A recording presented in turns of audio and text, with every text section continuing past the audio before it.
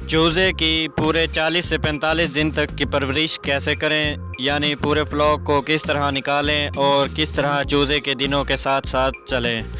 चूज़े के दिनों का मुकम्मल शेड्यूल यानी एक दिन से लेकर 40-45 दिन तक की मुकम्मल परवरिश चूज़े के बढ़ते हुए दिनों के साथ किस तरह चलें।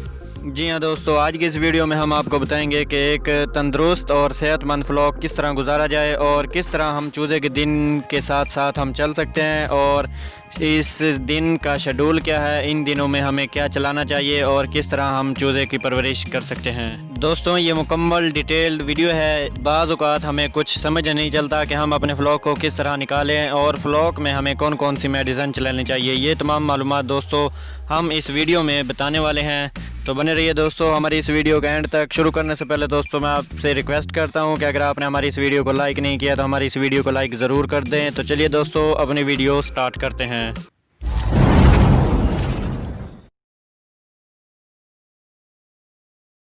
दोस्तों बात शुरू करते हैं कि हमें चूज़े के दिनों के साथ साथ किस तरह चलना चाहिए। दोस्तों पहले दिन का चूज़ा यानी जब आप पहले दिन चूज़े को रिसीव करते हो तो चूज़े को एक अच्छी जगह यानी उसकी जितनी जगह बनती है उसे उतनी जगह दें, उतनी जगह में उसे खोल दें। उसके बाद दोस्तों आप अपने वाटर लाइन के पानी का लेवल को ठीक करें। पानी सेट करने के बाद दोस्तों आप अपने जो पानी की टैंकी होगी दोस्तों उसके अंदर अपने 24 घंटे पहले ORS चला लें, यानी ORS 24 घंटे उसके अंदर चलने दें और साथ दोस्तों चलाएं अपना कालपोल वगैरह सिरप। ये चीज़ें दोस्तों पहले 24 घंटे चलने दें।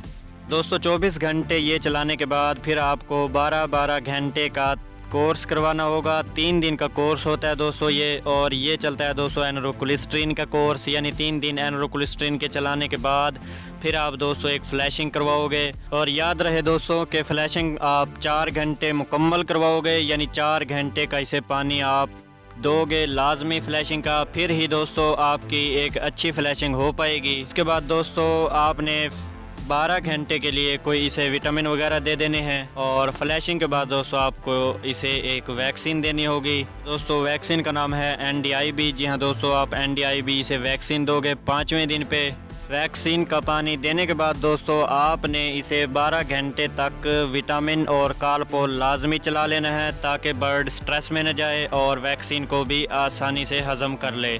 उसके बाद दोस्तों 5वें दिन से लेकर 8वें दिन तक आप इसे कोई विटामिन का पानी देते रहें और साथ दोस्तों कोई कालपोल वगैरह का पानी भी देते रहें ताकि बर्ड स्ट्रेस में भी न जाए, इम्यूनिटी भी नहीं डाउन हो इसकी और ना ही ये बुखार की तरफ जाए। और उसके बाद दोस्तों 9वें या 10वें दिन पे आप इसे गम्बोरों की वैक्सीन पिला सकते हैं, यानी बेझिझक आप इसे गम्बोरों की वैक्सीन दे सकते हैं।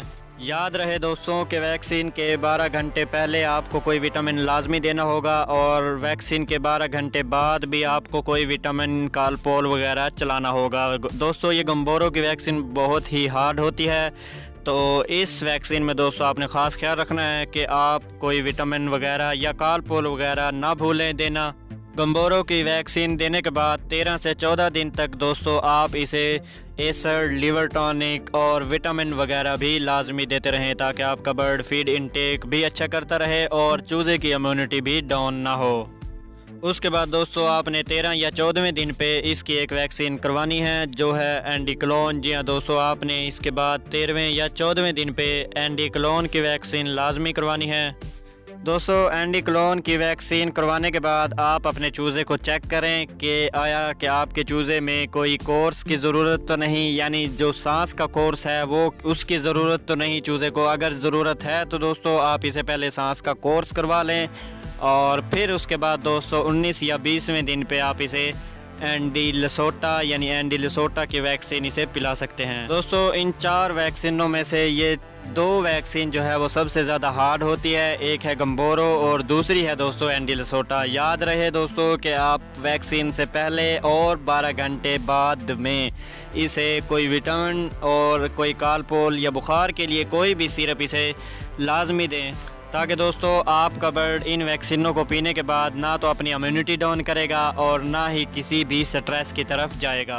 बाकी दोस्तों आपको भी पता होगा कि चूज़े के पहले 15 या 20 दिन बहुत ही मुश्किल होते हैं, तो इन दिनों में दोस्तों आपने इन मेडिसिन का ख़ास ख्याल रखना है और अपने माहौल और अपने टेम्परेचर का भी ख़ास ख्याल रखते हुए ही आप अपने एक अच्छे रिज़ल्ट की उम्मीद रख सकते हो। दोस्तों, टेम्परेचर और नमी चूज़े के लिए कितने अहम होते हैं, इसके बारे में दोस्तों मैंने आपको पहले भी एक वीडियो में बताया था।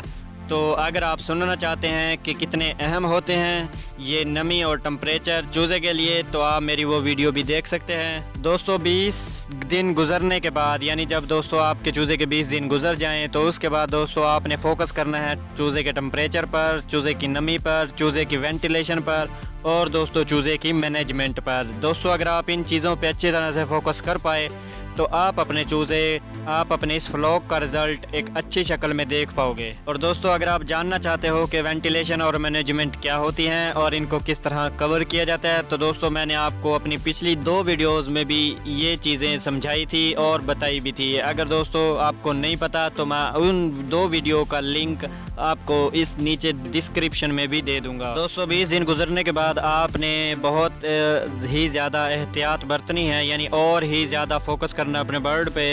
यानी दोस्तों आप अपने बर्ड को डेली बेस में चेक करते रहना है कि आपके बर्ड में कोई मसला तो नहीं। अगर दोस्तों आप अपने बर्ड के जो छोटे छोटे मसले होते हैं इनको साथ साथ हल करते रहे तो आपका बर्ड एक अच्छा वज़न भी करेगा और आपको अच्छी FCR भी देगा। और जब दोस्तों आपका बर्ड 28 दिन का हो जाए तो आपने अपने बर्ड का वज़न चेक करना है कि आपके बर्ड का वज़न डाउन तो नहीं। अगर दोस्तों आपके बर्ड का वज़न डाउन है तो इसे आप कोई भी ग्रोथ प्रमोटर दे दें ताकि आपके बर्ड का कम हुआ वज़न पूरा हो जाए। और दोस्तों, इन दिनों में आपके बर्ड को खुली वेंटिलेशन की ज़रूरत होती है और दोस्तों आप इन दिनों में अपने बर्ड को खुली वेंटिलेशन दें ताकि दोस्तों आपका बर्ड आपको अच्छा वज़न करके दिखाए। तो दोस्तों, ये आखिरी दिन यानी आखिरी 10 से 15 दिन भी हमारे चूज़े के लिए बहुत अहम होते हैं। तो दोस्तों इन दिनों में आपको ख़ास ध्यान रखना होगा, ख़ास चूज़े के ऊपर फोकस करना होगा कि हमारा चूज़ा इन दिनों में वज़न डाउन ना करे। तो दोस्तों मैंने आपको इसका हल भी बता दिया है कि अगर आपका बर्ड वज़न लूज़ करता है या वज़न आपका बिल्कुल ही नहीं है तो आप अपने बर्ड में कोई ग्रोथ प्रमोटर वगैरह भी दे के इसका वज़न इम्प्रूव कर सकते हैं। और शर्त यह है साथ दोस्तों कि आपने अपने चूज़े की वेंटिलेशन का भी खास ख्याल रखना है कि आपने अपने चूज़े की वेंटिलेशन को पूरा रखना है और इसे अच्छी एक मैनेजमेंट भी देनी है।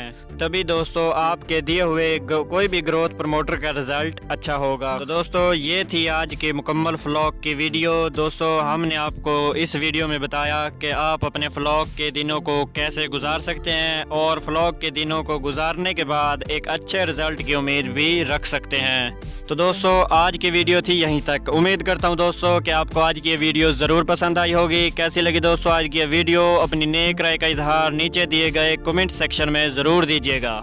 और दोस्तों अगर आप हमारे चैनल PM इन्फो TV पे नए आए हैं तो हमारे चैनल PM इन्फो TV को सब्सक्राइब कर ले, क्योंकि दोस्तों पोल्ट्री के हवाले से तमाम तर मालूमात आपको इसी चैनल से डेली बेस में मिलती रहेंगी। तो दोस्तों अब तक के लिए इतना ही, फिर मिलेंगे नेक्स्ट वीडियोज़ में। मुझे इजाज़त दें, अल्लाह हाफिज़।